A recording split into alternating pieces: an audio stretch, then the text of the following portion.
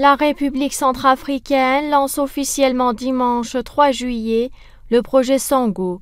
C'est le nom de la crypto-monnaie voulue par le président Faustin-Archange Touadéra, dans le sillage de l'adoption du Bitcoin comme monnaie officielle fin avril. Le chef de l'État devrait prendre la parole sur la plateforme dédiée à cette nouvelle monnaie qui serait adossée aux vastes ressources naturelles du pays. La crypto-monnaie est révolutionnaire, elle va démocratiser la démocratie. C'est dans une vidéo de 6 minutes chantant à la fois ses louanges, celle de la Centrafrique et des crypto-monnaies que Faustin-Archange Touadéra donne rendez-vous pour le lancement officiel du Sango. Attendu en ligne dimanche soir sur la plateforme dédiée, le chef de l'État sera accompagné de 4 ministres et de 4 conférenciers présentés comme des spécialistes du blockchain, la technologie censée préserver la sécurité et le stockage des crypto-monnaies.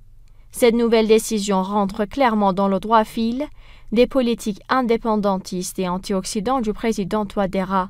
Après avoir repris en main l'armée nationale et l'avoir renforcée afin de diminuer le poids des forces étrangères dans le pays, qui ont pendant des années contribué à l'affaiblissement de l'armée et l'insécurité, et ensuite après avoir restreint les vols d'espionnage français au-dessus du ciel centrafricain, et enfin, depuis le retrait d'une grande partie du contingent de la MINUSCA du pays, le nouveau volet de la lutte anticoloniale de Touadéra est en cours et c'est à travers un détachement du système financier dirigé par l'Occident et la monnaie colonialiste franc CFA que la RCA compte se dédouaner totalement de la colonisation moderne.